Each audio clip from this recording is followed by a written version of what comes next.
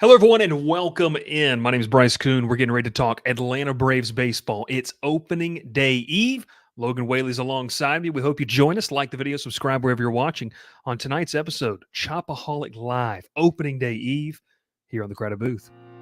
Pile in here and make yourself feel at home. The crowded booth is coming on. The Crowded Booth with Bryce Koon.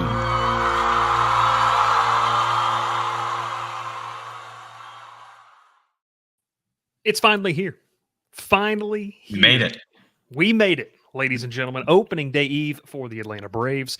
It is opening day for the rest of Major League Baseball. At some point, Logan, people are going to figure out that Atlanta can be nice this time of year and that we can move it down to have opening day there. But one of the co-hosts on the College Football Show, Will Manis, said he let me know immediately. He's like, hey, look, they know that those people down in the Bible Belt aren't going to show up on Easter weekend. So let's move it back, a week. And I was like, that's a pretty good point.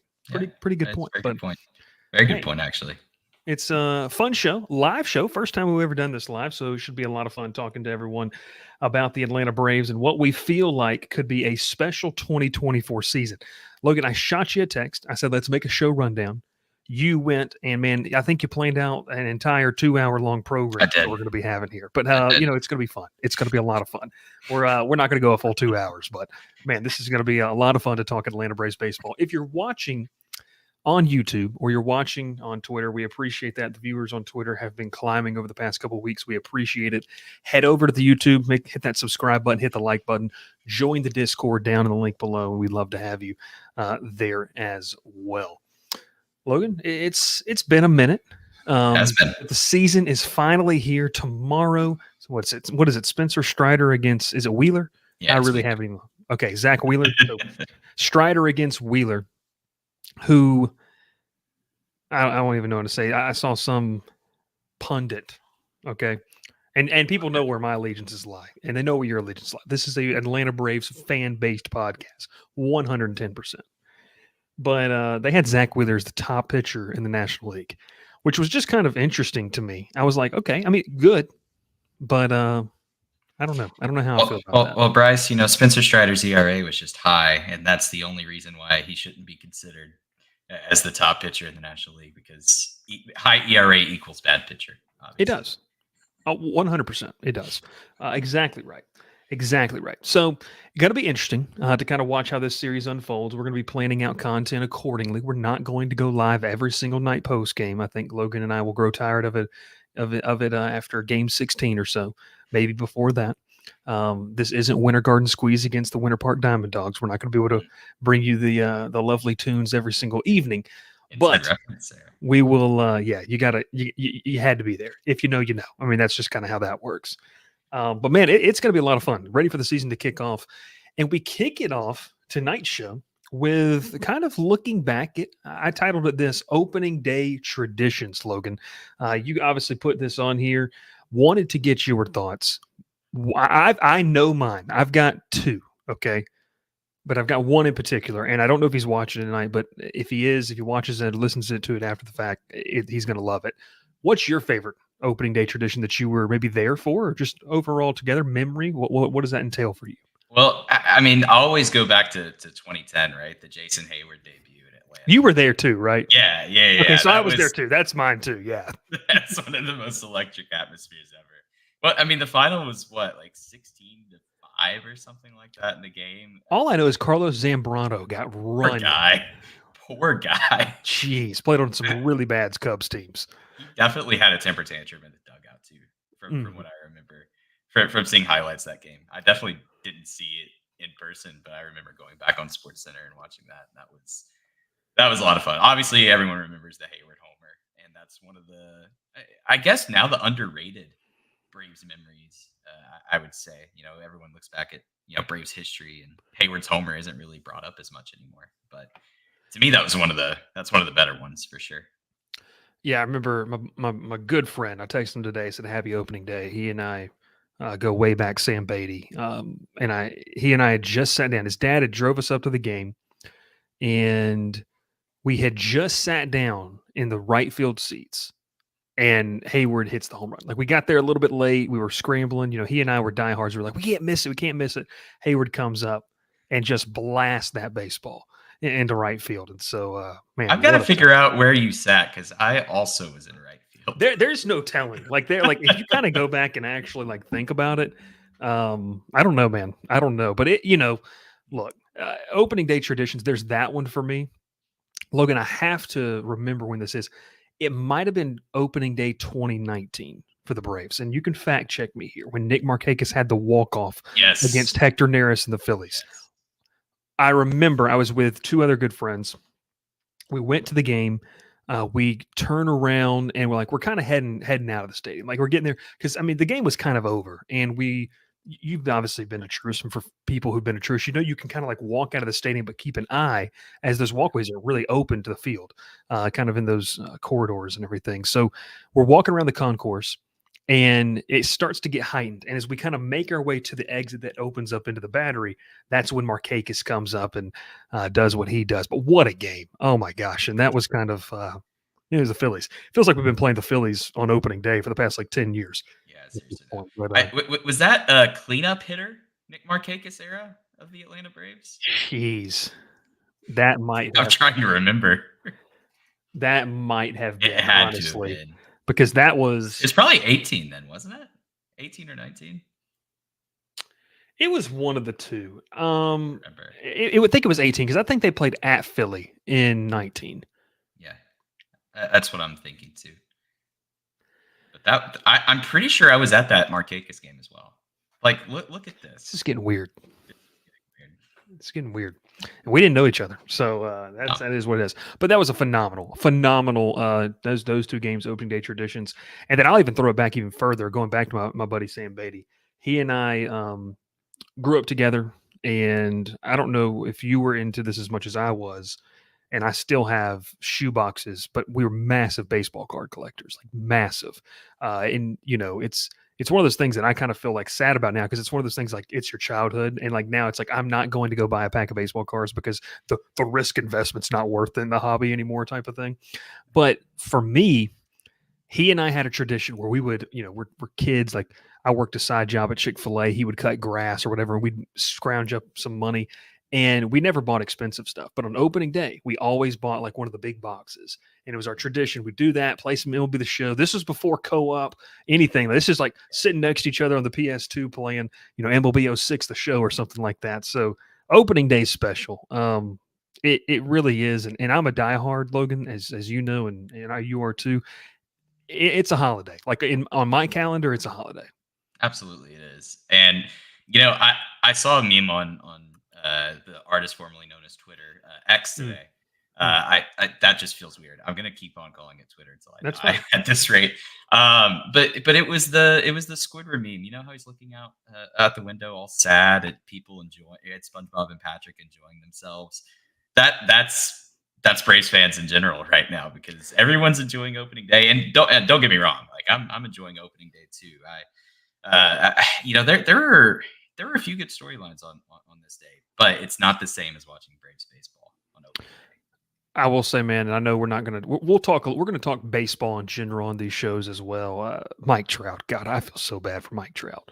I just feel bad. Like it's just the dude hit a home run. I don't know if he was responsible for all three runs, but they got shelled today, 11-3. Yeah. Corbin Burns was nasty for Baltimore. I'll be talking about Baltimore later in the show. But anyways, yeah. I think Paul Goldschmidt for the Cardinals, I think he accounted for all of their offense as well. And the Cardinals got shelled by the Dodgers, which to be expected, honestly. I saw Freeman had a homer, Mookie had a homer, Shohei had a double. I don't know, man. Opening day starter Miles Michaelis. Yeah, that's that. What we've been joking about all offseason. It's a Cardinals rotation that is like 40 years old. I mean, seriously, like their average age is like 32. Like I think Steven Matz is their youngest pitcher, and he's 32. Nuts. I will say this though, Logan, having been to several spring trainings, I am that guy that gets sad when spring training's over. I like the nuances of spring training. I like how, if you've ever been, and this is just for not just you, but fans in general, people watching, it's one of the more intimate atmospheres for, I think like if you're a young kid and you want to get your kids in like following baseball, there is no better place to take them than to be able to go to, um, spring training, and especially the spring training site where Atlanta is now is way better. But at Disney, the access, like I remember going when I was like 11 or 12, and the ability to walk around the backfields. Everyone is the the casual people are watching the games. I'm the kid that's like, yeah, I'll pay $8 for the ticket so I can go watch Mike Soroka throw 2 innings on a backfield somewhere. Like I was that kind of weirdo because I knew who Mike Soroka was in 2017 or whatever it was. So, yeah, no, it's fun stuff, man. And I am a little sad. Like I love opening day, but it does kind of get sad. Like the first kind of days of spring. I'm a spring training guy. Like I love watching spring training games. It's a lot of fun. Spring training is a lot of fun. I'm not as into it as you are because at some point I do yearn for the season to start. Yeah. But but spring training is fun. Like especially the first couple weeks of it. When there's so many questions that need to be answered, and you start to get those questions answered as spring training goes on, and and even then you get to opening day and there's still plenty of questions.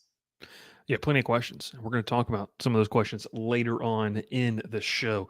Kind of one more topic on this opening day thing. I mean, the Phillies, like we mentioned earlier, they've been playing the Phillies. It feels like I don't know what the Braves opening day opponents of the past decade has been. I venture to say at least half has been Philadelphia. And I think that's I think it easily. I know you put in the show rundown. You said potential here for redemption. I think that's a storyline, obviously. I mean, I think both of these teams know what you're not going to win or lose the division in week one. Unless you're the Mets, they can definitely win or lose a division, or most likely lose a division in April. We will be throwing a lot of shade at the Mets in this podcast. But just in general, like, this is a really, really nice, I think, storyline to open the season. I mean, these two teams have gone back. We've talked about it. They've gone at it in the past two NLDSs. When ESPN, when media markets, and when MLB schedules look at this, you have a nice interdivisional rivalry, Logan, that doesn't seem to be going anywhere anytime soon. Right, and this is definitely the series to watch out of all of the opening day series. Again, and I know we're a Braves podcast, but if you're just a neutral baseball fan looking into this, I would argue that Braves Phillies is probably one of the better opening day series to watch because you have that rivalry there, and of course it's the rematch of the NLDS, right? And that's something that is a storyline of interest because back-to-back years, the Phillies have embarrassed the Braves, and you're looking for that redemption story. And Braves are going to go in enemy territory once again. And, Phillies fans are very much Spencer Strider is not good, and, or he is good, but Zach Wheeler's better, and Nola's better, yada, yada, yada. What'd you make of Snicker's comments about Philly fans? By the way, I know we really didn't talk about that. We hadn't talked about it a lot, but what'd you make of that? Yeah. Just quick hitter opinion. Remind me what he said again. I'm trying essentially, like his wife's not going to be coming to games there anymore. Like it's that. Oh yeah. And not even from a competitive standpoint. Like it's just straight nasty. Yeah, I could see that for both sides. Look, Philly's got bad fans. I'm sure. Atlanta's got bad fans too. So it's one of those deals where it doesn't surprise me. I don't really put a lot of stock into that, to be quite honest with you. But it just doesn't surprise me. I got you. Yeah, but I'm excited about this series, though. I really do think it's we're going to see we're going to see a really, really good opening series. Oh man, and Atlanta lines this thing up. Correct me if I'm wrong. Been all over the place. You and I both have with just sports that we are full-time jobs that we're covering. But it's Strider, Fried, Sale for Atlanta. Those first three. Man, I don't think like here you go. Like it's like let's just get this thing rolling with a bang. For them, it's Zach Wheeler, Nola, and then who's the third starter for them going? Let me. Have they named it? I'm sure they have. Let me see. This is interesting. Oh, it is it is. Let's see. Yeah, you got the first two. We're figuring this out live as well. Yeah. Ranger Suarez, right? That makes sense. Yeah. Yeah, look, Ranger Suarez, he was really good against the Braves last year in the postseason. So, I'm not going to sleep on him.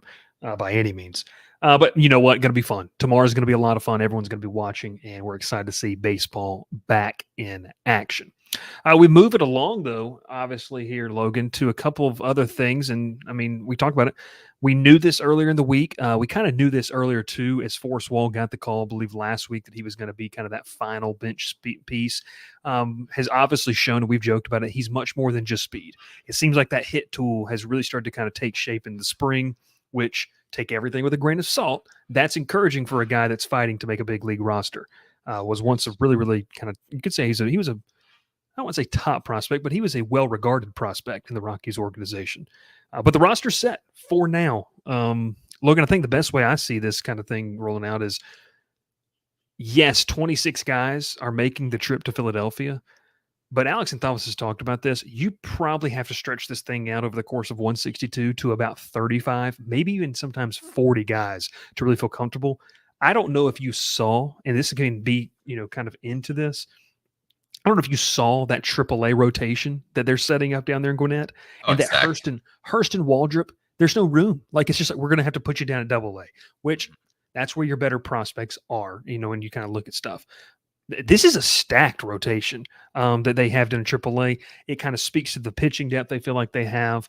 Ronaldo Lopez is going to be that fifth starter, which I will say this, and I'll open it up to you. To start the season, I love it. I don't know if Lopez is going to be the fifth starter the whole season, but I think, man, to the veterans that you've got in this rotation to kind of kick you off and hope for a strong start, Lopez was obviously the right choice. He was dealing during the spring. He really was. And I think that this is a second chance for Lopez, too, because he already had a first crack at being a starter, and it didn't go so well for him. But, and I think a lot of people look at that as a negative, like, well, the Braves are relying on a guy who had a failed stint as a starter. But look, past couple of years, it seemed like he really found something as a reliever because he gained velocity. And I mean, you can't understate that. I mean, he really did gain velocity. I mean, it was night and day difference. And last year, he was really dominant out of the pen. So and again, it's kind of funny that he's coming from the White Sox, who literally today just had somebody convert from reliever to starter with Garrett Crochet starting.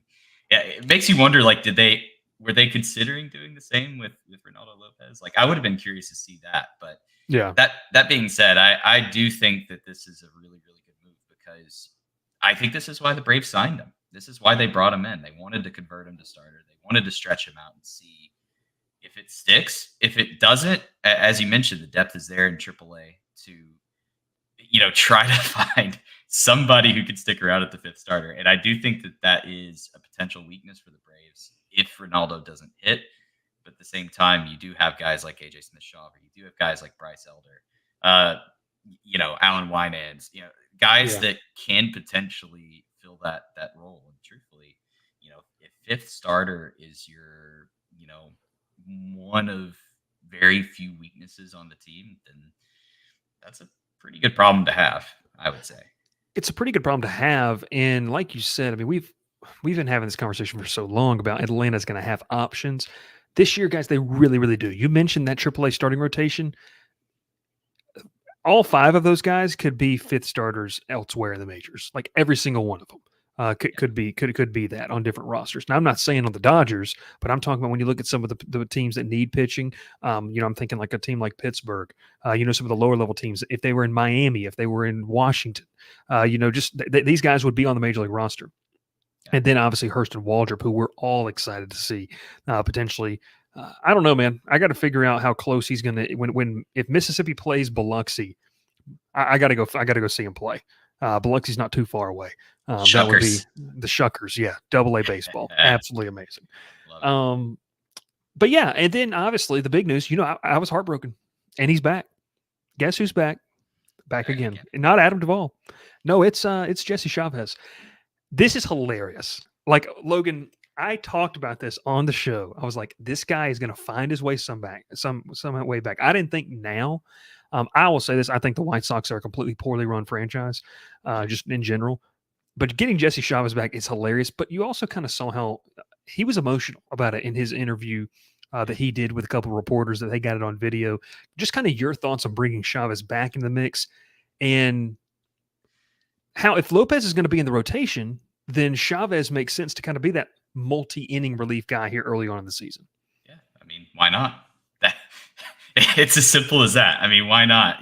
And obviously Jackson Stevens is the guy that he replaces, and he Yeah. looked at free agency. Has he signed anywhere yet? Jackson Stevens? No, but I was reading he's a potential candidate to come back on a minor league deal. That would make sense. Because I think I think he's I don't know. I think that was just more of the legality of his contract. I'll look it up, but you keep going. Yeah. That would make sense. That wouldn't be the first time that something like that's happened with the Braves. But no, I'm very much a fan of Jesse Chavez. And again, you have to wonder if that magic will run out at some point.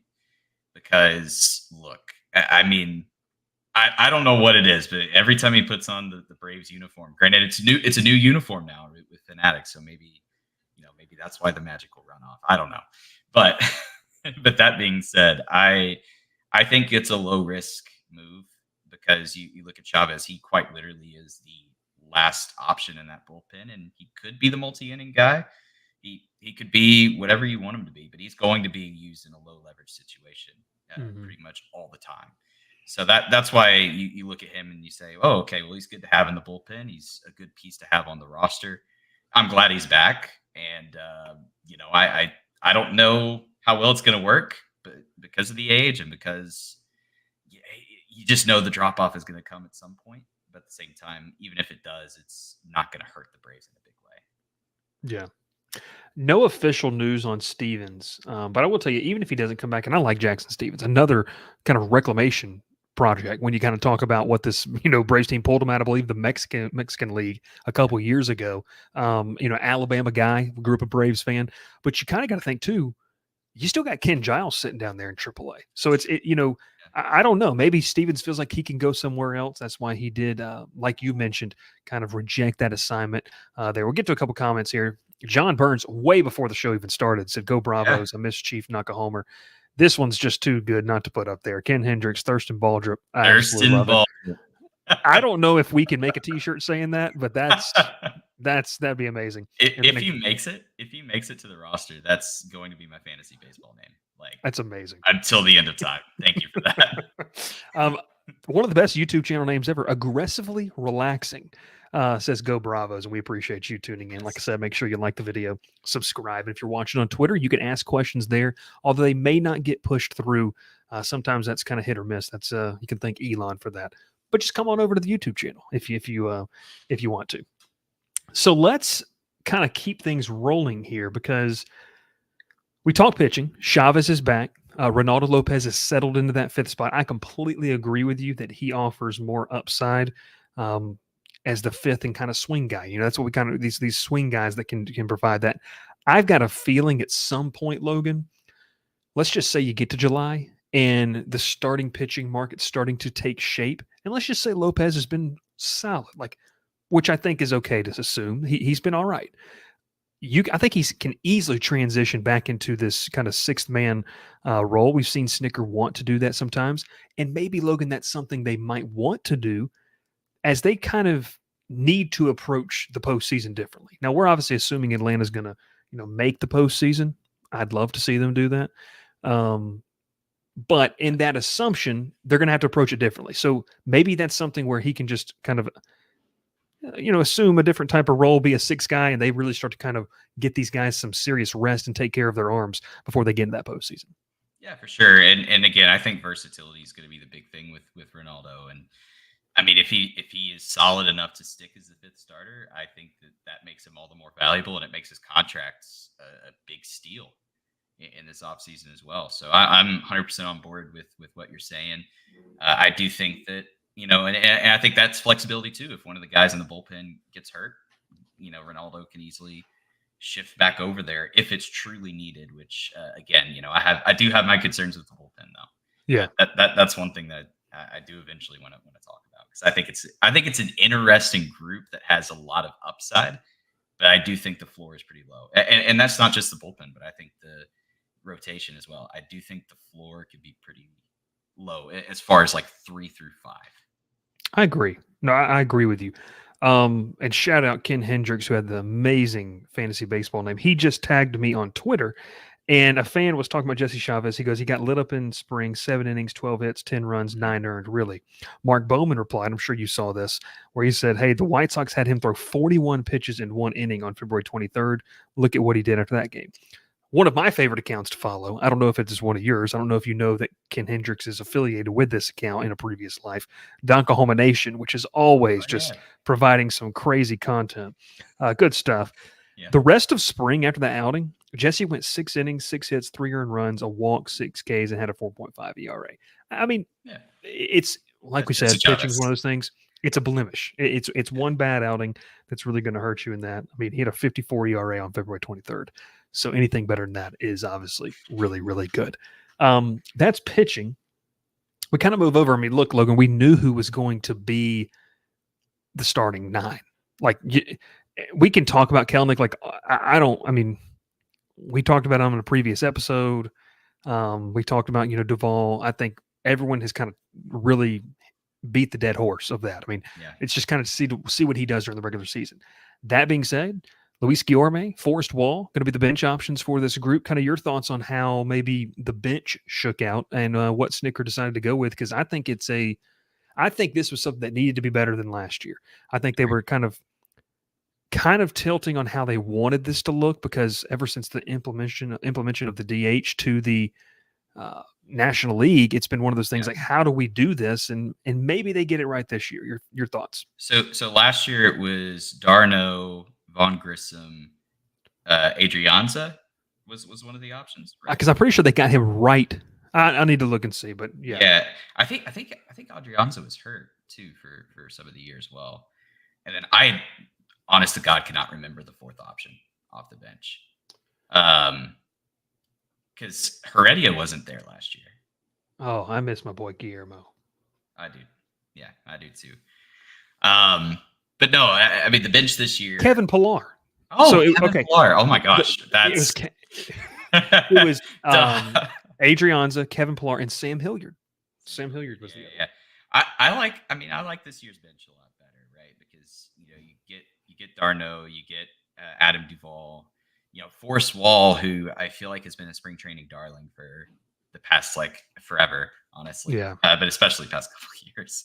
Yeah. And then, Guillorme, who I don't know. I mean, I haven't seen a whole lot of Guillorme, but I feel like he's a guy that has been underrated. And I think that this is a really good spot for him as a backup infielder, because, look, I mean, there was competition there, right? With David Fletcher and, that's they're paying Fletcher $6.5 million. So there's the competition aspect too. Yeah. And the fact he's starting the year in AAA, I mean, that says something too. And that's another guy that, I don't know. I don't know if he'll make any sort of impact this year for the Braves on the big league roster. But yeah, I mean that's a guy too. You look at if one of these guys on the bench falters, you have David Fletcher there, someone who has had success in the past. I think he was an MVP candidate in 2020 or something like that. He had some ridiculous, I think it was an OPS that were a on base percentage was crazy one year. Yeah. Fell off, got hurt. Yeah, well. You could, I mean, if we're going to make fun of the Dodgers, I guess we can't count that either. But, Fletcher, from kind of all the reports when he was signed, was like, okay, they're going to have to eat this contract. He's versatile. He can play almost every single infield position. But the big thing with Fletcher is going to be, can he turn around some of the woes that, kind of hurt him and ended his tenure really over there in LA. So, I like David Fletcher. I like the depth they have. And I'm with you, Logan. I like the bench pieces. I feel like it fits better, especially knowing there's going to be days where you're not going to have a catcher on the bench. You kind of have to remember that, because d'Arnaud and Murphy, they're going to flip-flop. Snicker's going to keep them fresh. But I do think this is something where it's if d'Arnaud's the DH, Marcel's on the bench, they're going to have to get creative. And so what can these other guys provide us in terms of value? And like you mentioned, I think in one of the earlier shows, can they be – being a pinch hitter today is way different than it was remember Matt Stairs? Matt Stairs was a heck of a pinch hitter. Yes. I know my boy Ralph will appreciate this one. Eric Hinsky, was a legendary pinch hitter, obviously there for the Braves. Yep. But just that kind of thing, being able to be ready. If you may have one at bat a week, that type of thing, and that takes a special type of player, I think. Absolutely, 100% right. And I think too, just more than the bat, I think speed is another thing that is an incredible value. I mean, it's why Billy Hamilton was on rosters for ages, even though it was proven that he cannot hit. Period. It's why Gerard Dyson has like 3 World Series rings, including one with the Braves. Right, right. Oh my gosh, he was on the Braves. That's wild to think about. I forgot about that. But yeah, speed and defense. I mean, that's another thing you got to look at with these bench options, and I think that they've got it. I really do. Yeah. Yeah. I like it too. And going back with Guillorme strikes me as like he's a guy that can play kind of third and second, can play short in a pinch. But the biggest thing with Guillorme for me is like he's kind of a grinder. Like he's one of those guys. Like he's just a ball player, and like I think that fits what they want on this roster. I'll be honest with you. Like I couldn't stand when Atlanta had to face him because it kind of felt like I believe he hits with no batting gloves. When you see a guy not using batting gloves, just bare knuckling it out there, he's a ball player, and I think he fits the bill. I think he's going to fit really well into what they want to do. And much like we talked about with the pitching, Logan, I think they're going to give some guys days off. I know Freeman wasn't big about that. Chipper wasn't big about that. I think this sport has changed a little bit, since those guys have played. Even Freeman being in Atlanta, we've just seen how this game shifted. Ozzy always playing. You want him to stay healthy. Austin really playing every single day. Is that going to make a difference if he plays 162 or 150? When we get into the months of October, November, I don't know, but you've got guys that are capable, that have experience and capable to play kind of in a pinch. Yeah, that's another thing that you got to keep in mind is, I mean, some of these guys are, but then again, Bryce, like, none of these guys are at a point age wise where we can look and say, maybe they can have a load management day, right? True. That's another thing. I mean, but you are right in the sense of if it's needed, these are guys who can fill in, especially the outfield, right? With Duvall and Duvall and Kelnick are going to be platooning, I believe. But yeah, I mean, just the other positions that Duvall can play out there too. That can make an impact. You mentioned the guys that need load management. I mean, they kind of fixed that. Like d'Arnaud is probably the only one. When d'Arnaud's fresh, he's one of the best hitting catchers in baseball. Like that's and so keeping him fresh was obviously a big point of emphasis when they went and got Sean Murphy. So I like what you said there. I mean, we're talking about kids that are all under the age of like 28. Like they're going to be fine. Right. They're cool. I think Matt Olson the oldest positional player? I think so. But I mean, throw the catchers out of there. I don't know how, but he's like 27, isn't he? 28. Yeah, he's not. I don't think he's. Yeah, I don't think he's that close to 30 though. I'm trying to ridiculous. Let's see how old Matt Olson is. Because I mean, Acuna is 26. Oh my gosh, Matt Olson quite literally turns 30 tomorrow. Oh wow! So happy early birthday. I didn't even. Matt Olson. Wow. But still, I mean, Matt Olson. Like you're talking about, your oldest guy's 29, going to be 30 on opening day. Like that's pretty good. I mean, that we'll all take that. So the roster's set. We kind of took a look at the final spring headlines. I like this one. You came up with this one. This is a really, really good kind of topic. It's players to watch in 2024. Logan, are you taking just one of these guys? Like, are you just saying one guy you're keeping an eye on? I can take one. Those are guys. Honestly, I put that in there, and I'm like, I don't know who Bryce is going to take, but these are just three guys that I mentioned. But the first name that I mentioned is the name I'm going to go with. It's Chris Sale. I think he is a guy. And look, I know bold predictions was something I put on here. Yeah, this is a guy that I genuinely believe. Best case scenario, he makes 25 to 30 starts, and he's a top 5 Cy Young Award candidate. I'm dead serious because look at what he did this spring. It looked like his stuff was back. Genuinely, it seemed like his stuff was back, and his velocity was up too, wasn't it? Yeah, I think he towards the end of spring, I think he was sitting 96, 97, which is like that's prime Chris Sale type of stuff, like we were seeing. And again, my logic with these injury-prone guys, if the only question mark you have with them is the injuries, like I'm more okay with saying, you know what, just let these guys go out there, let them play, let them cook, and when they're out there, they're winning you games. Yeah. That's the big thing, and that's why I believe that this trade was worth it. Because to me, look, Chris Sale, he's the number 3 in this rotation, but when he's healthy, he's going to be like he's good enough to be the one on just about every other roster in Major League Baseball.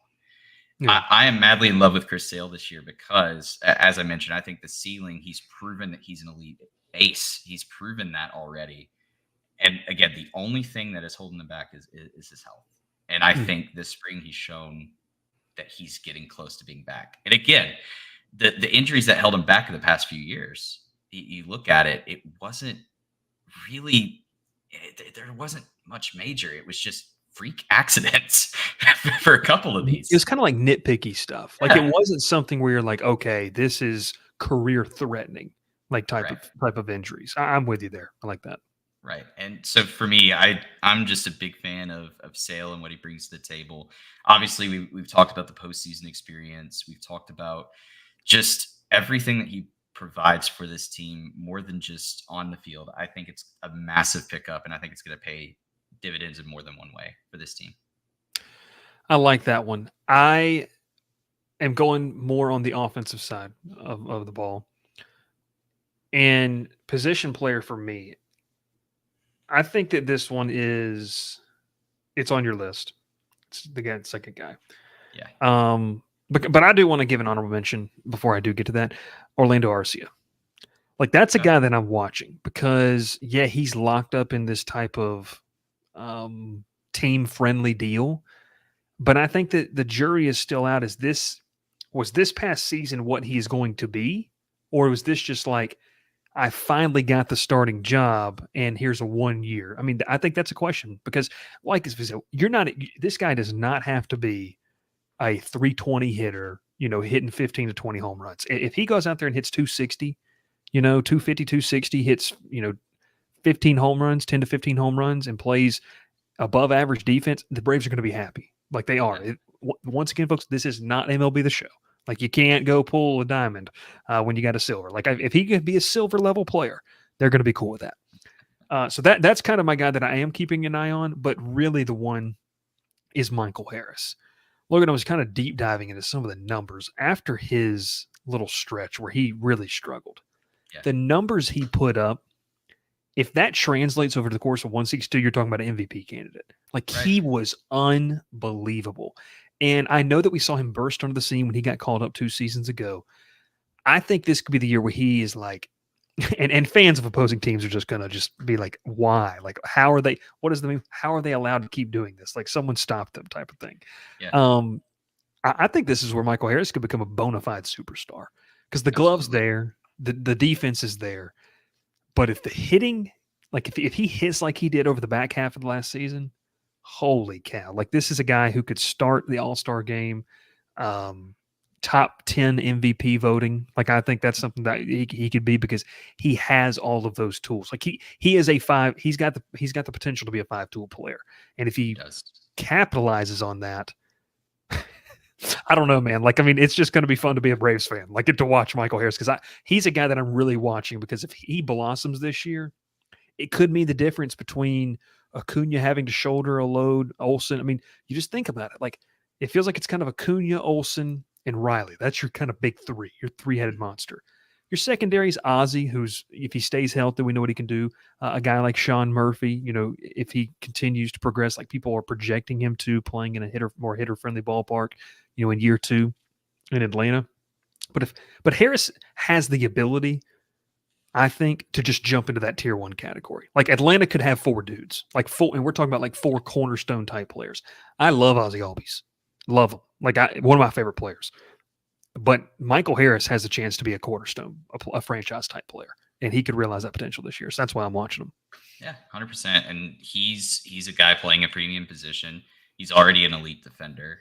I mean, he's locked up. He's already locked up. Right, exactly. And the bat was the big thing, and he took a lot of steps forward. And I know people are going to look at the slump he had, but in totality, looking at his year, he really did take a ton of good steps forward. I look at the way that he performed against lefties. I believe he performed better against lefties this year than he's had any other year. And Yeah. that's something that I looked at as he's got to take the next step here. And he really has. I think by the end of the season, you could be looking at Michael Harris as a top 15, top 20 player in baseball. So Harris tweaked his back last year in April and kind of got hurt. And on June 6th, he was hitting 163 with a 490 OPS through 138 plate appearances. The numbers, guys, that he ended up with, crazy. Over the next 100-game stretch, he hit 335 with 16 homers and a 912 OPS. He ranked 4th among qualified MLB players in batting average and then top 15 in OPS during that stretch. That's a top 15 player in baseball, top 15, top 20 player. I'll say this. I think he challenges for a Silver Slugger this year at the center field position. I think he's going to be an all-star. I think that I just like what Michael Harris brings to the table. Intangibles, understands the game. And the dude, and this sounds weird to kind of talk about, but you talk about physically built, his lower half is ridiculous. Like, it is crazy, like how strong this guy and the power that he generates from his legs. And you talk about speed guys. He's got good speed. They worry a lot about their legs. This dude, the power speed combo that he brings out there. And he had a good spring. I'm not putting a lot of stock into spring things. I'm okay with that. But for some guys, and just reading some of the interviews, the way he just feels good. And like that, that's what I'm good with. If he was batting 212 or he came out batting 345, if he says, hey, I feel good, like I feel back into a rhythm, he's one of those guys I think could be in line for a big 2024 season. So yeah, I really am looking for, because if he continues to perform the way he's performing with the bat, I just don't know how you can't put him in the top 3 of this order. Like I would love for it to get to a point where you're looking at it, Acuna, Harris, and Riley, and Olsen, obviously 1 through 4. Yeah, I'm trying to think, because like that's a problem I wouldn't like to have, honestly, or it's a problem that I would like to have. I guess that's the best way to put it. Like, right. It's just one of those things where they can mix and match. Different guys can carry for 2 to 3 weeks at a time. I mean, it's the best lineup in baseball, and I know that people talk about it and are like, "Well, the Dodgers look, yeah, Betts, Freeman, Ohtani, that's ridiculous." Like, but I think, Logan, a lot of people just look at it and they see the name, the name value, and they're like, "Oh yeah, of course." For me, I don't think there's a better lineup 1 through 9. Like, I just don't think there is at all. Rab6969 says, "Go Braves. We appreciate it. Opening day tomorrow." A little break from the show here. Did you see Eddie Rosario hit a home run in his first game with the Nationals? Did he really? I did not see that. Starting center fielder, Eddie Rosario, by the way. Well, until my boy Dylan Cruz gets up there. I will, to be honest with you, I'm a Braves fan. I'm kind of excited to watch. Nationals have some exciting young talent. They do. And I'm excited to watch them beat up on the Mets this year. That's going to be a ton of fun. That's going to be a lot of fun to watch. But yeah, 2024. Okay, so we talked about the positive things. Now, I don't want anyone to think that we're just sunshine pumpers here, because we do have some concerns. Logan, I'll let you kind of lead it off here, because you hinted at it earlier in the show. 2024's biggest concerns, you, my friend, I think you sit firmly with this bullpen. That's kind of where you said it's deep, but it's the quality there. I do. And this is something that is probably an unpopular opinion, because I do think you look at this Braves bullpen and you can make the argument that they are a top bullpen in the National League, for sure, 100%. But what concerns me is the lack of 100% proven talent there. I mean, who can you trust in this bullpen outside of guys like AJ Minter and Joe Jimenez? And even that's kind of a question mark. Like, I love those two guys, Yeah. but that's kind of a question mark. Right. Raisel Iglesias is getting up there in age, and he's never been this elite, aside from maybe 1 year in Cincinnati. He's never been this elite lockdown guy out of the bullpen. And he's a guy, honestly, I think there is a scenario where he loses his closer role this year. And look, I know Tyler Matzik is back, and that's great, but you have that question mark of how is he going to look after an injury? How's he going to do this year, first year back after that? And then, Pierce Johnson had a great NLDS Is that sustainable?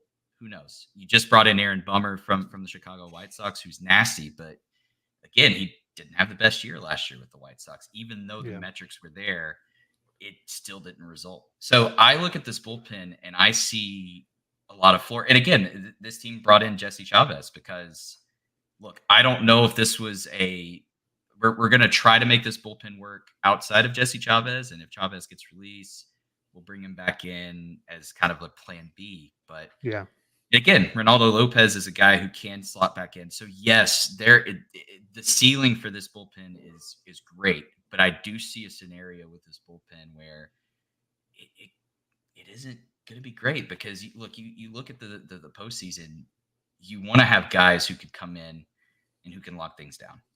I look at Josh Hader right now with the Astros, and I mean he's about as dominant as you can get. And I'm not saying the Braves should have forked over that much money to Josh Hader, but what I'm saying is they don't have someone of that quality in this bullpen right now, and I do think that is a concern. So while it is a good bullpen, and I think they will have a good year, and I do think it's one of the better bullpens in the National League, it is concerning to me because I just don't see I don't see a ton of depth there, and I don't see a ton of guys who can just dominate any given outing, other than Minter and Jimenez, who I do like. Yeah. His name is Beauty and the Beard Furniture Flips. He's referred to as Jonesy in the Discord. He says, "Warn him, Bruce, I'm here." Jonesy gets kind of crazy with it.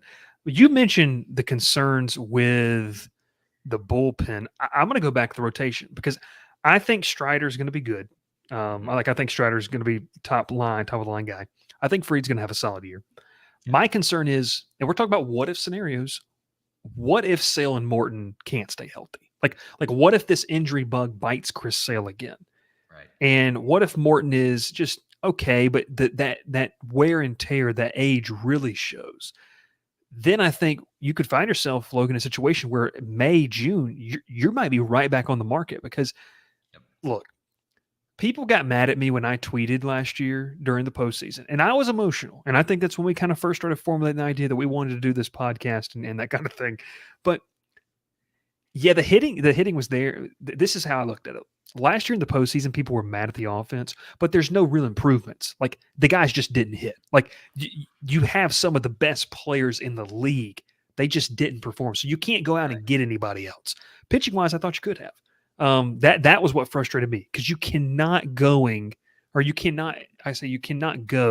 into this postseason with just two guys. Like I will be infuriated if they do that this year. So if Sale and Morton are just like, let's just say in this hypothetical, Sale's not healthy. He spends long stretches on the injured list, and then Morton is okay, but it's just not the Charlie Morton that we're starting to see the natural regression that just happens to every pitcher as they get older. Father Time finally starts winning the battle, and look, Charlie Morton's been unbelievable. I just don't want to rely on that group that we talked about that's sitting in AAA to provide meaningful innings in November. I'm okay with one and maybe two. But Logan, I think that you have to have a proven three guys to go into a postseason series and have confidence in winning. Atlanta has played with fire far too often in this idea of this young talent. And it's worked for them sometimes. I'm not going to say the method can't work. That's my big concern. If that starting pitching doesn't necessarily shake out the way people think it can, it could be a problem. It could be a problem for them. But putting you on the spot, do you know the last two Braves pitchers were over the age of 40 who pitched for this team? That was a poorly worded question. Before Charlie Morton? Before Charlie Morton, who were the last Braves pitchers who were over 40 who pitched for this organization? Starting pitcher. I mean, how far back we going here? Because I've got some guys in mind. Like just in general, the last guys. Bartolo Colon. Yeah, Bartolo, 2017. There's one other guy. R.A. Dickey? Those are the last two. Okay. 2017. Before that, you got to go back to John Smoltz and Tom Glavine in 2008. Yeah. And again, you look at those seasons. I mean, I think Smoltz had a decent 2008. I don't think Glavine pitched well in 2008 at all. Dickey pitched okay in 2017. Bartolo wasn't good. Bartolo was awful. So, and again, I don't think it's going to. And they weren't trying to win that year. You know, that is something too. Sure. Yeah. But I mean, and again, it's not. I'm stating the obvious here, by saying, look, the older you get, obviously the concern of regression is there. But you look at a guy like Charlie Morton who relies on stuff. It could work out for him, like it did for Ari Dickey, who was a knuckleballer. But Yeah. it's so tough to predict. I think Morton will be a very solid number 4. But at the same time, as you mentioned, injuries are the major concern here with Sale and Morton, and then Ronaldo is no guarantee to hit as a starter. So and Freed's not guaranteed to stay healthy either, based on last years. Yeah, it's one of those things, and Jonesy says here, by the way, Clemson's going to the Elite Eight. Wow, didn't have that one picked. They beat Arizona.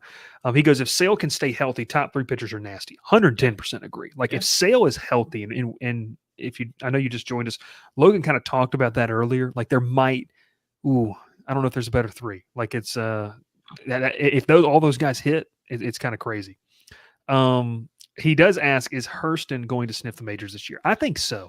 Yeah. My biggest thing is unless he's a phenom, okay? Like unless he's just comes in and lights it on fire. Like, do you remember when Chris Medlin had that like September where he was unhittable? Like, unless he's doing something like that, like he just comes in like August and no one's touching him. I think you have to, like, if that scenario plays out that I explained, then you got to, at the deadline, you got to go get a guy. And I'm not talking about like, going and getting Shane Bieber. I'd love Shane Bieber. Don't get me wrong. I'd love him. But what I think you got to get a veteran guy. Like you have to get someone who's been in that moment because you just can't you can't throw Bryce Elder out there to game 3. Now I'm saying that here on March 28th, maybe you can. Maybe Elder just unlocks something different. Obviously, this is a hypothetical situation. I just don't want to, Logan. I don't want to go another postseason wishing they should have made a move at the deadline to get a starter. They should have paid the price. They should have paid the price to go get that because it's worth it because this team is built to win a World Series. Yeah. Total agreement. Well, we'll get to that question right here. Is Hurston going to sniff the majors? What is hypothetical? So. At what point you think? I would say, definitely later in the season for sure. Like September I could see call him, up. Yeah, definitely because I know he's starting the year in Double A, but we've already touched on it. It's because the Triple A rotation is stacked, and Hurston's going to get more of an opportunity in Double A. I think he could realistically pitch in AAA right now and be just fine. But yeah, I'm looking at him and AJ Smith-Shawver as 2 guys that will definitely be in Atlanta at some point. I agree. Yeah. I agree. Jonesy also says, also agree with Logan. If a big time closer is shopped at the deadline, we have to go get them. Yeah, I think that's something too, just kind of on the line with pitching because I'm even going to say this, like, I don't know if there's going to be a viable upgrade that's worth paying the price for in left field. Like if Kelnick and Duvall can just be league average, I'm not selling the farm to go get a left field. I'm just not, because the offense can cover that up. You really can't cover up the pitching thing. Like that's something you can't cover up. Right. And who knows, like we've seen this happen before, Logan, like where Iglesias can be better in a 7th or 8th inning role. Like maybe we just kind of figured that out early on. And look, I love Brian Snicker, but if that happens, AJ Minter's getting crack number 44,000 at the closing position, at the closing spot. So I would still be on board with that. I'm cool with that. I'm cool with it. AJ is one of those guys that I can always be sold on, no matter what year it is.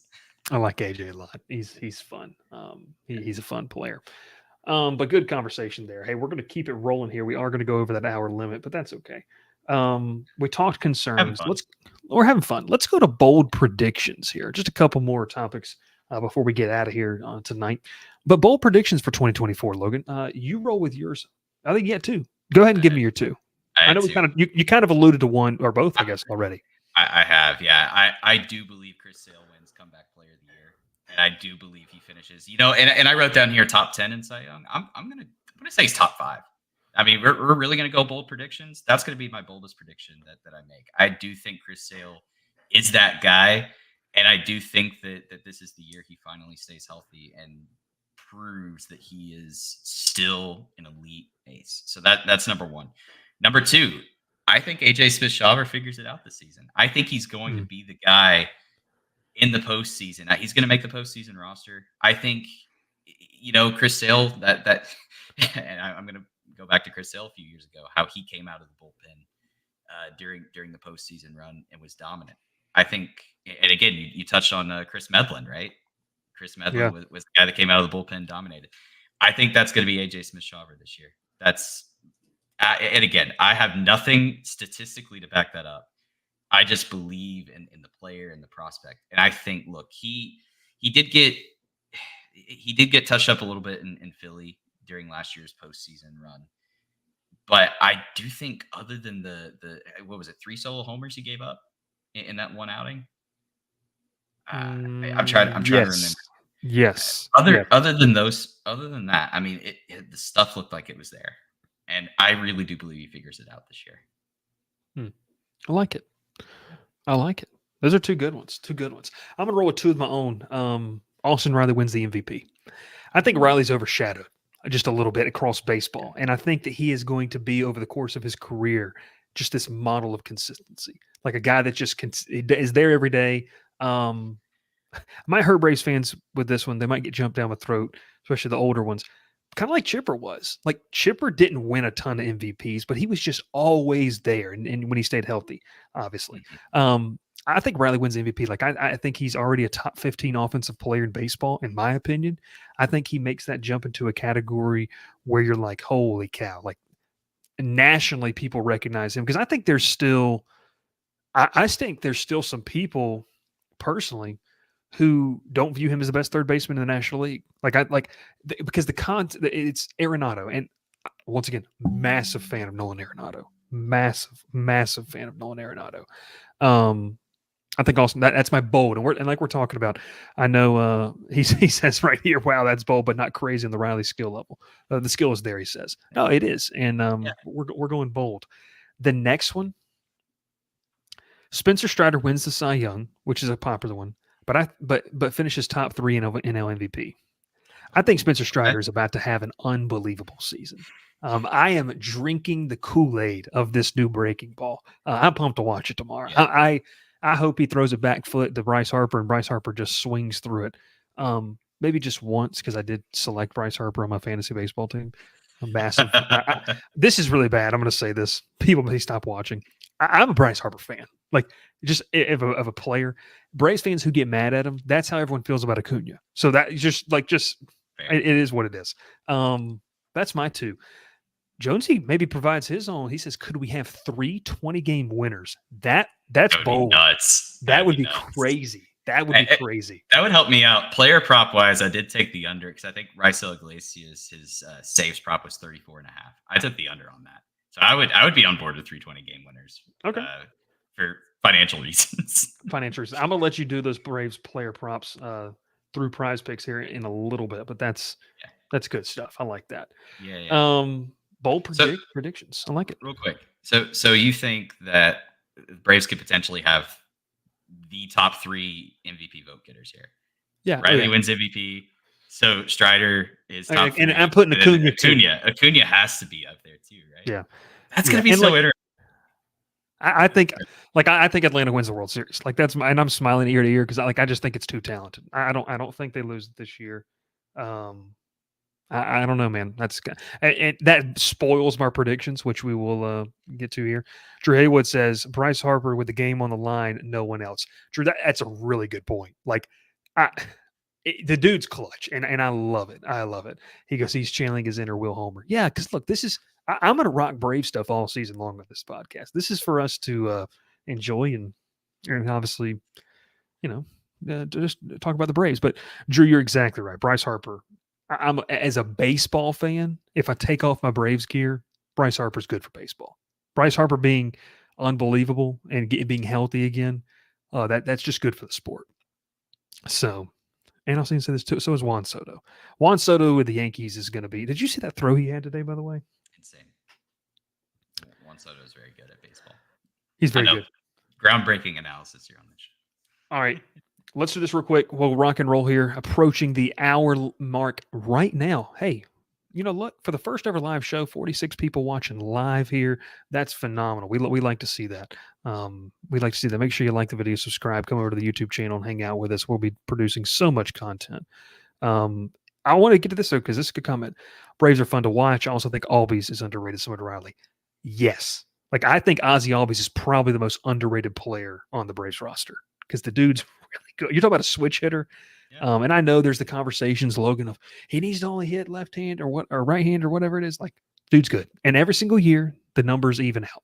Like, I'm a guy who firmly believes, let's just calm down, look at the back of the baseball card, probably what he's going to do. Like, that's probably what's going to happen. We'll be fine.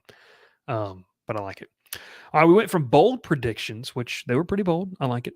Let's go to Major League Baseball season predictions. Logan, we're going to bounce it off real quick. AL East divisional champion. What you say is the best all-around division. Who you got for the winner?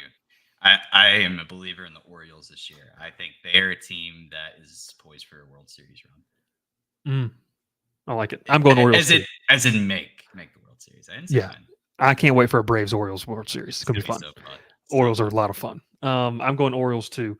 AL Central. Who you got? See, my dark horse in this division is the Tigers, but I think the Twins take it. Tariq Skubal is really good. He's very good. He's very, very good. He's my steal from the fantasy draft. I'm stoked I got him. Yes. But you're going Twins, Minnesota? You got? Yeah. You know, I will say this. I like some of the young talent in this division. Obviously, Chicago dead last. That's how I feel about that. Kansas City, it has some sneaky potential if they can get off to a good start. I like the Detroit dark horse pick.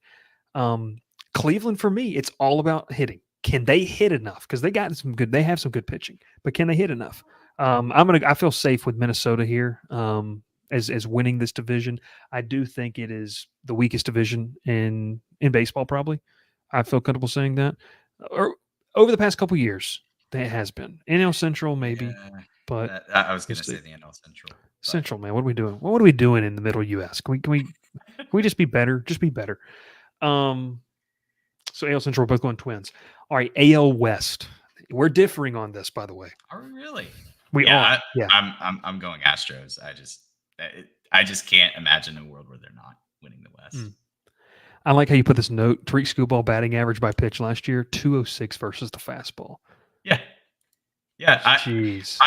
I'm putting that down there. Oh, sorry. I'm sorry. Sorry. Yep. That's cool. I looked the wrong note. Okay. Dude, it's awesome. You're a sicko with your NL Central pick. Very much so. I'm going dark horse. I'm not taking the Astros. I'm not even going to take the defending World Series champions. I'm going Seattle. Okay. So Seattle added 2 really good right-handed arms out of the bullpen this offseason. I think they shorted up there. They're going to need some things to hit pitching-wise, I think. And I think they're just going to be sneakily in it because this is a team that missed the playoffs last year by 2 games. Yeah. So for me, mentally, because we always talked about this with the Braves when they were coming up with these young guys, mentally, they now know that they can play with the Astros and Rangers. Like it's no longer this kind of mind game. So I'm getting a little bold. I'm going Seattle, going to win the AL West. I think they're going to have a really really, really good year. This is hilarious. As we go to the NL East, I hope the Mets and Phillies don't have enough players to finish the season. That's pretty on par how we feel probably about it. That's good stuff. Not because of injury, just because everyone's so fed up with the organizations collectively that they just decide to leave it. Honestly. That's cool. Did you want to pick your wild cards teams, or we're not touching that? I honestly need to think about that. Okay, I just put division winners. That's fine. We'll go division winners. He goes, they all retire. Just sick of baseball. Just sick of it. I hate playing for this organization. All right, NL East.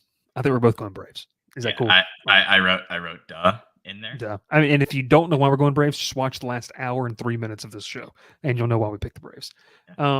Both organizations shut down. This is why we love live shows. And at some point we will be introducing, after big games, big series, live call-ins where we're going to take your calls, and which is going to be nuts. It's going to be nuts. It's going to be a lot of fun. Okay, NL Central. You are a sicko, my friend. But go ahead and say I am. I mean, hey, you went bold with the Mariners. I'm going to go bold with the Pirates. And look, people are I probably like it. look. Paul Skeen's going to lead them to the NL Central title. Paul Skeens and Jared Jones, right? Jared Jones.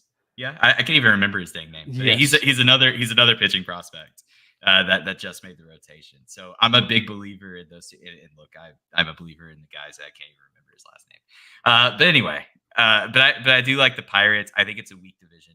I don't. Yeah. I think the Cardinals are the betting favorites. And come on, like Miles Michaelis is their ace. I just don't believe in the Cardinals. They have a lot of young guys too that I think could hit.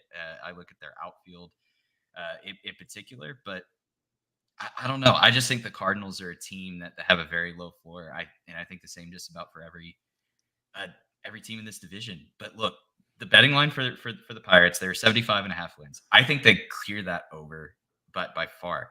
They added a ton of depth this offseason. They got McCutchen back. Aroldis Chapman's in their bullpen. O'Neal Cruz is going to be healthy. I was about to get. And you talk about MVP candidates. I think O'Neal Cruz. I think he could be a guy. He's a sleeper MVP candidate. He is a guy who hits the cover off the baseball, and he's a guy that I really think takes that next step forward this year. And then there are other guys too that in this lineup that I think are pretty good too. Jack Sawinski's another guy I like. So Sawinski's underrated. He is. But yeah, Pirates. I think that this could be the year that they really, really surprise some people. And plus, like, look, the win total for Vegas was really low, but I mean, I feel like there are always 2 or 3 teams that they really, really miss the mark on, and I think the Pirates are one of those teams.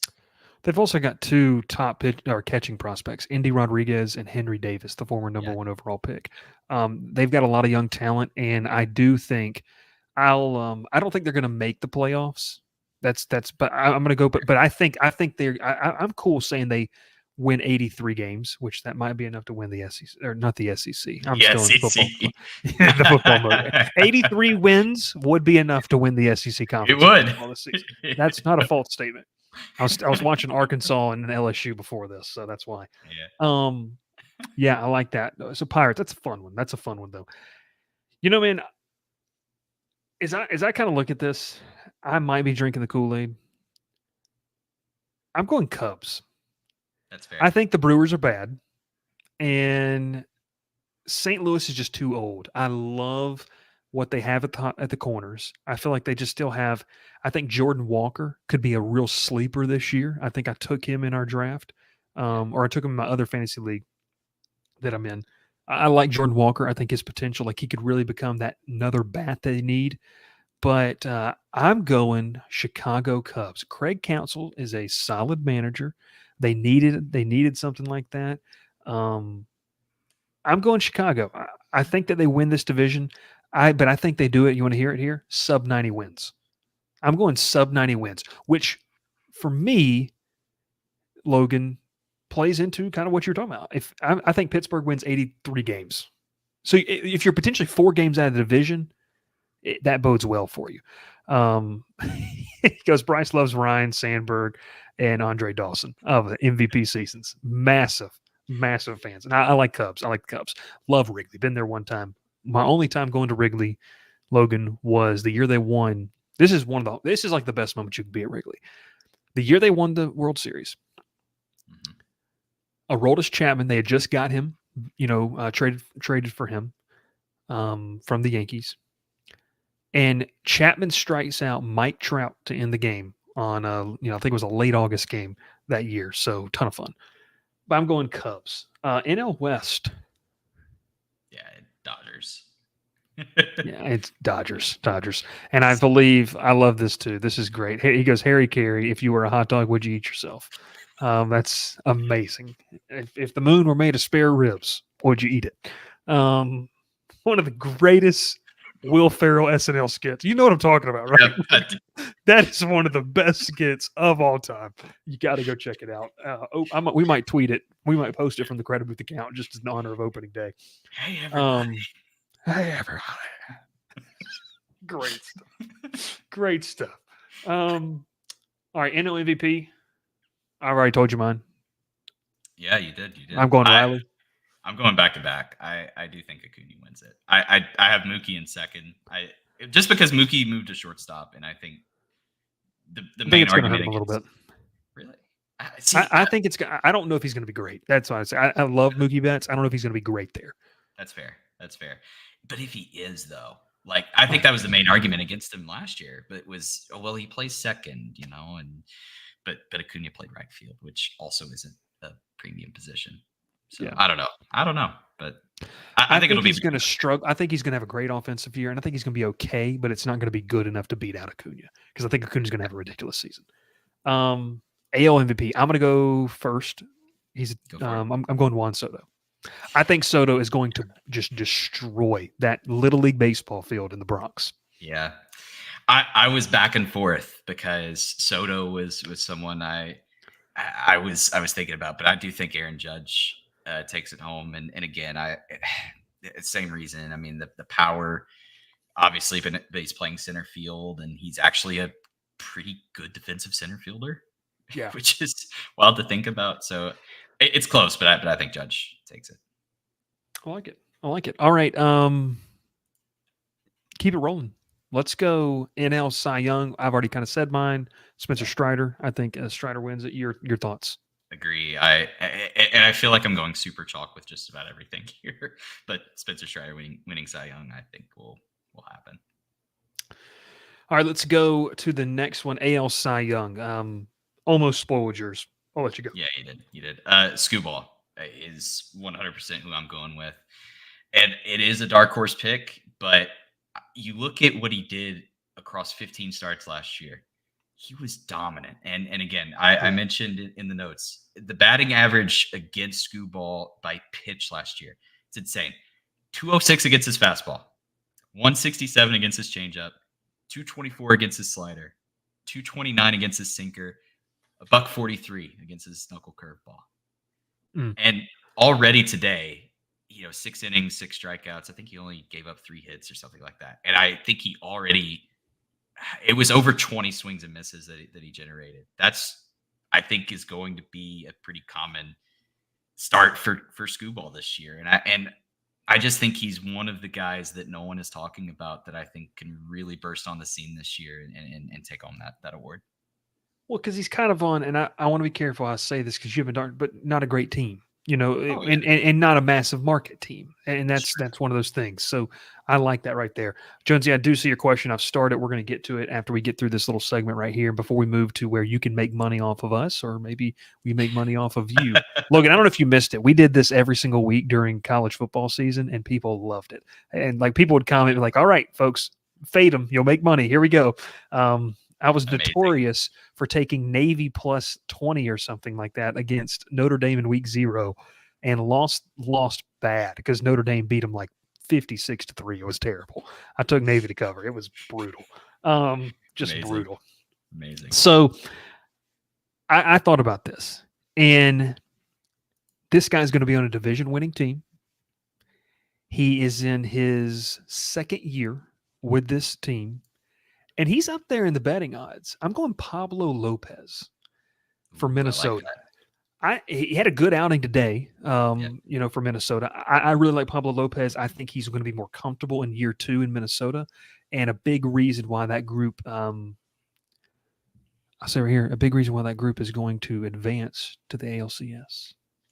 Ooh. Okay. Yeah. I think they finally start to find some traction. They needed a top of the line guy. I think Lopez shows that this year. I like his stuff. Good peripherals. Good. When you get into the analytics and just a good pitcher. I think he's a good pitcher for them. Rookie of the year, real quick. He was terrible. I'm scratching this name actually because I think there's someone else on the Dodgers who will take home this award. I think Gavin Stone's going to win the NL Rookie of the Year. Biased. I am very biased because look, he's an Arkansas kid, and I kind of covered him. But look, he dominated this spring, and he looked amazing. In my opinion, I think he's got one of the nastiest changeups in the game of baseball, and he really has found his command again. And he just looks way more confident heading into this year. He had a cup of coffee last year in the bigs and was not great. This year, I think that changes, and I think he's the X factor in that rotation. Plus 3,000 odds over on FanDuel if you want to lock that in. Yeah, if only we could get FanDuel in Arkansas. That would be fantastic. Oh man, so we got it down here in Louisiana, so Yeah. I'm cool. I would love to. So, Believe me. so I like that. I'm going to stay in the national. Obviously, stay with National League. I'm going Jackson Merrill for San Diego. I like him a lot. I think that he's going to be able to do some things. But I'll tell you one thing. I was torn between him and Jung Hoo Lee. I think that's another one, the San Francisco's addition, because the Giants need him. They're going to need him to be big for them this year. So I'm going with that one. All right, AL Cy Young. I think we're sitting with the same one here. Or is it the former Gator? Rookie of the year, you mean? Yeah, Rookie of the year. Oh yeah. AL Rookie of the year. Langford, Wyatt Langford. Yeah, I think Langford's going to be unbelievable. I do too. I was listening to or watching some games today, and they were talking about how a lot of writers and insiders. Buster Olney was talking about this. Well, actually, I was watching. Tom Hart was calling the Arkansas LSU game, and he said on Buster Olney's podcast this past week, he talked about how there's a lot of people within the industry, both in the media and then inside, front offices, that think Langford is going to be a middle of the order bat for Texas this year. Like at some point, we already know he made the opening day roster. Unbelievable. Jackson Holiday, don't sleep on the kid. Unbelievable. He's going to be fun to watch in that ALCS between the Orioles and the Twins. I'm going Orioles, Minnesota for ALCS. What's your ALCS? Just kind of roll with it. We don't have to do wild card picks. Man, Baltimore for sure. Gosh, the other one's going to be kind of wild to think. You want Baltimore, Houston? No, that just feels like too chalky. Gosh, am I going to have to agree with you on this and go with Baltimore? Baltimore, Minnesota would be fun, man. It'd be fun. Yeah, you know what? You've sold me. All right. You sold me. NLCS? Okay, this one I will go chalk. I think Braves, Dodgers. Going. I'm trying Braves, to think Padres. of how they're Let's go. Braves, Cubs. I'm going to get crazy with it. Why not? There you Braves, Cubs. Braves, Pirates. Why not? Paul Skeens strikes out Ronald Acuna with a 117-mile-per-hour fastball. God, I miss watching that kid pitch every single day. Really miss it. It was a ton of fun. That's awesome stuff. Do you want to read the depressing stat? Or you just want to shy away from it? We don't have to. I want to shy away from it. I just put it in there in case we wanted to mention how the Braves and the Dodgers have more in common than one would think. All right. Well, I'm going to go full screen on you. Well, I'm not. I'll sit here and watch. Give me your player props via Prize Picks. I'm guessing you get Prize Picks in Arkansas. Yeah, that's one of the few things we do get. Okay. You get cable, internet, and Prize Picks. That's all people in Arkansas. Cable, and calling the Hogs. That's all they need over there. That's look. I saw some of that fan base out there. At, every inning, it's wild. Every pitching change, every mound visit. It's everything. What's more annoying, calling the Hogs or the Florida State's chop every single play? Like every single play, Florida State just does the chop. Oh man, that's close. That's close. I would say calling the Hogs. Because look, if it's done right, calling the Hogs is super intimidating and they can really, really rattle people. But when it's done every freaking inning and when LSU played Florida State in Orlando this past year, shout out # not an ad for Rivers Barbecue. When they played them, it would be like a 2-yard run for Trey Benson. And we're just like, what are we doing? Like, it's like every single play. It's ridiculous. You can't make fun of that though, because it's awesome. It's cool. The Braves. Okay, they maybe don't do it now because they've gotten enough flack about the chop. But I mean, back then it was after every walk in like the random walk in like the bottom of the 5th inning with 1 out, and you would hear the chop play. All right, roll with it. Your player props. Give it to us. I'm gonna go full screen on you, pal. I just went with these are all the Prize Picks listed. Yeah, full screen on me. Wow, I thought you were gonna go full screen on the props here. Like I thought you had Prize Picks pulled up and everything. Lovely. All right. Well, my favorite ones. Look, Spencer Strider, 250 and a half strikeouts. That is a lot. I'm gonna go over that. I like more Spencer Strider over 250 and a half strikeouts. That's one. I already told you another one earlier in the show. Raisel Iglesias, I think he goes under 34 and a half saves. I'm only going to give you about 5 of them. So, okay. Five. It's it's good. You can get a pretty good payout on that. So Strider over on strikeouts. Iglesias under on I got you saves. right here, pal. Don't worry. Here you go. Okay, there we go. This is gonna be good. Okay.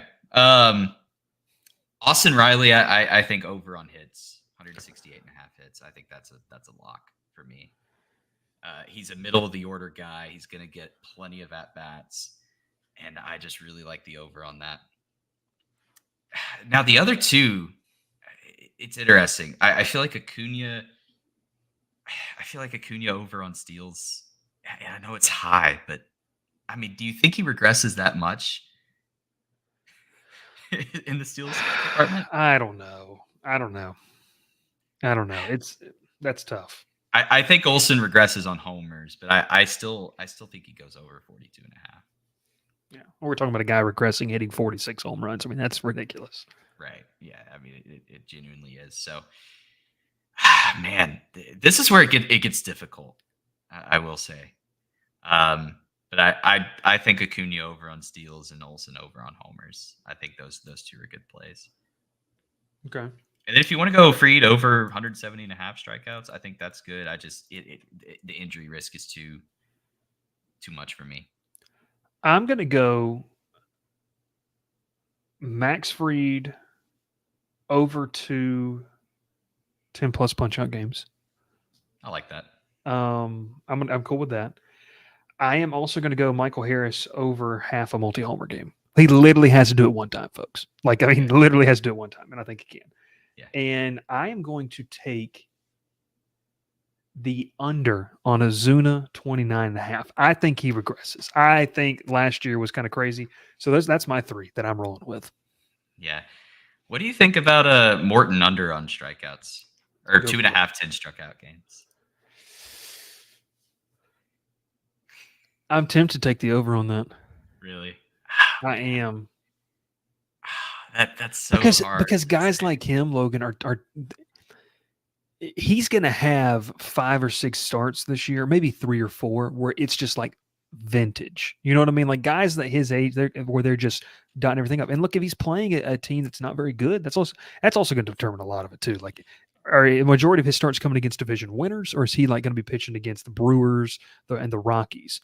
You talk about a franchise that's completely tough. unserious. That's Colorado. Yeah. I'm cool with that. That's good stuff, though. I still can't believe Strider's line is 250 and a half. And I still think I'm crazy for going over. Astronomical. That's I think wild. he does. I legit think he does. That's good stuff. That is good stuff. Well, hey, we've had a lot of fun. Almost a full 90-minute show talking Atlanta Braves baseball, full 2024 season preview, our thoughts on the rosters, some storylines, predictions. Look, every single show we do will not go this long, but we do appreciate we're going to have a lot of pre-recorded stuff.